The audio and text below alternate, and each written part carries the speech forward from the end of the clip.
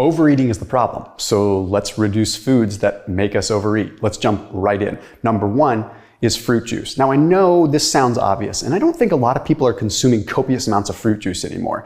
Fruit juice is different than fruit itself, right? Fruit has some fiber in it, fruit has other compounds, and you also can't ridiculously overeat fruit like you can ridiculously overconsume fructose from fruit juice. Let's look at some research. There's a study published in Nutrition Research, took a look at breakfast consumption with various amounts of sugar beverages. So a low sugar beverage all the way ranging up to a higher sugar beverage. After consumption of this, they measured appetite every 30 minutes for 3 hours. They found that, of course, the more sugar that was consumed by way of fruit juice ultimately led to more appetite. And when you looked at lunch and how much they consumed, subjects that had the highest amount of fruit juice ultimately ended up consuming 390 calories with lunch compared to the lowest sugar group only consumed 256 calories. So you consume more later on when you have high amounts of fructose. Now, don't take this the wrong way and think that fruit is ultimately bad, because high fructose corn syrup and concentrated amounts of fructose from beverages are different, right? We're not talking about the same thing. Concentrated amounts of fructose can increase ghrelin, make you more hungry. They can decrease PYY, which is a gut incretin that signals for you to eat more. And ultimately, even from somewhat of an evolutionary way of looking at things, if we were looking for food and we discovered some fruit, that would ultimately trigger a reward, right? A reward system, because it's something that's naturally occurring that we found, and it triggers a reward system in our brain. If we have a ridiculous amount of it coming in an unnatural way, like concentrated amounts of fructose in juice or high fructose corn syrup, you can bet that that's probably gonna send your brain kind of candywampus, right? It's gonna make you want to crave more. Okay, number two, do not hate me for this. And full disclaimer, I am by no means saying that you cannot consume this, but you should be aware of it. And if you pay attention retroactively, you'll probably notice that when you start eating lots of cheese, like there's a snack tray out there with a lot of cheese, you want to keep eating more. So what is it about cheese specifically? Okay, so cheese has 10 times the casein content of milk. Casein's not the end of the world, it's naturally occurring, okay? But what happens is when you have large concentrations, operative words, I can't say this enough, too much, right? You end up having too much of these caseins converting into what are called casomorphins, okay? And casomorphins stimulate appetite, okay? It comes down to a simple evolutionary perspective once again with babies, okay? When babies consume milk, they get casein that converts to casomorphins that stimulates them to eat more. Okay, so they want to feed, they want to eat, they want to grow. It's a naturally occurring thing. And I don't think that we're designed to be consuming buckets and buckets of cheese like some of us unfortunately kind of do. These casomorphins attach to dopamine receptors, so they trigger ultimate reward. The other thing we have to look at is when we end up getting down that rabbit hole more, if we start overdoing, operative word, overdoing the fats, that triggers a dopamine response as well. It triggers some endorphins too. So you can see how it's a slippery slope. And again, start just monitoring it, right?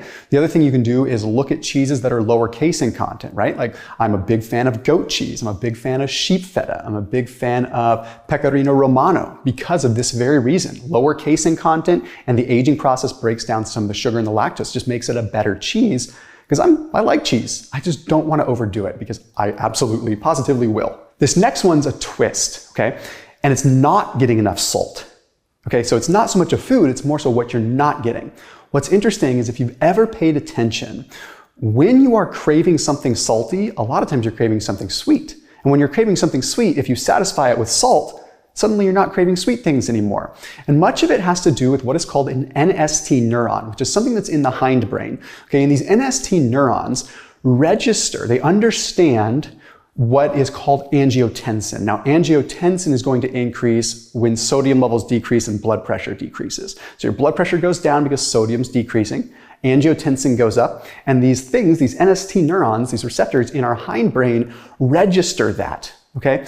And their job is to communicate, hey, we need to go and get salt, or one of their jobs, we need to go get salt. So essentially, when we get low in sodium, we have a signal that tells us to go look for salt. But we're not living in a perfectly natural world where we would just go find a salt lick or something with a little bit of sodium. So we start looking for sodium, and what do we go for? Well, we crave salty snacks, right? We go get some like potato chips or something like that. But what about the sweet cravings? This is where things get really intriguing. The neurons that respond to a sweet taste will also similarly respond to a salty taste. So sometimes it's a little bit confusing for us in our world because we have so much mixed mash of hyperpalatable foods. We think we're craving something sweet because these neurons are telling us we're craving something sweet, when in reality, it's just this innate signal from the NST, from the hindbrain, communicating to the forebrain to essentially say, go find salt. But instead, we go grab a Snickers bar, which sends us down this rabbit hole of probably wanting more food later on, right?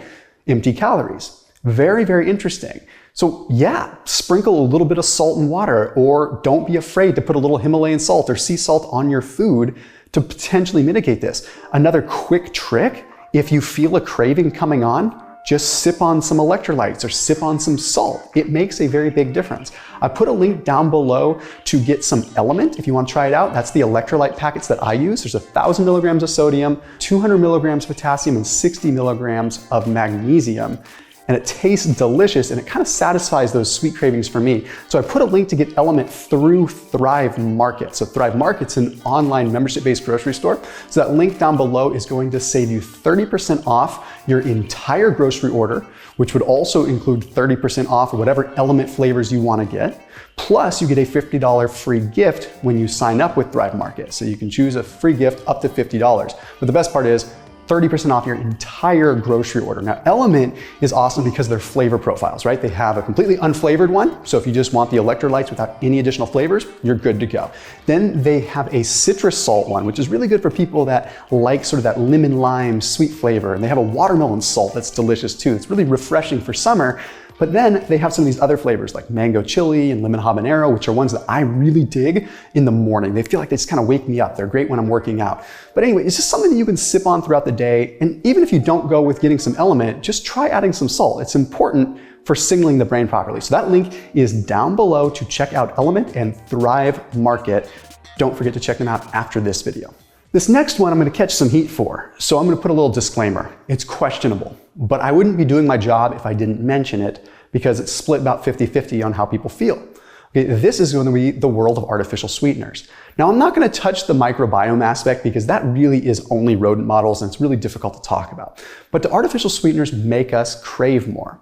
We do have to consider the fact that there is a discrepancy, right? When we consume artificial sweeteners, we get a sweet sensation, but there's a discrepancy because there's no actual nutrients or caloric intake coming in. So it sends the body into this weird potential state. There was a study that was published in Behavioral Neuroscience. This particular one is a rodent model study, but I have a human study in a minute. Okay, it took a look at consuming saccharin or sucrose, or excuse me, glucose prior to a meal for rats.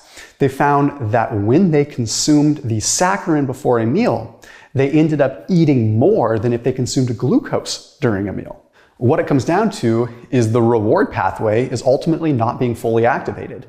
Okay, so if you go and you eat a piece of fruit, you satisfied a reward, okay? You got sugar and you got the calories and the nutrients with it. If you go and you take a packet of aspartame in, you're getting sweetness, but there's a disconnect, a discrepancy there, and it's messing up signaling. So then we look at the human study that was published in the American Journal of Clinical Nutrition. Quite interesting because it took a look at MRI scans after people consumed artificial sweeteners. And this was in humans. And they found that the hypothalamus did light up. The region of the brain that is associated with cravings and being able to seek out food was lit up. So this is very interesting. I don't want to say it's concrete because there could be a million different things, but it's something to consider. Now, I'm not saying that I'm anti-artificial sweeteners. I'm not saying I'm pro-artificial sweeteners. I do think that with artificial sweeteners, you do need to understand that there is the propensity to want to eat more afterwards. So if you are responsibly using an artificial sweetener or even stevia or monk fruit for that matter, understand that, okay, this might make me hungry.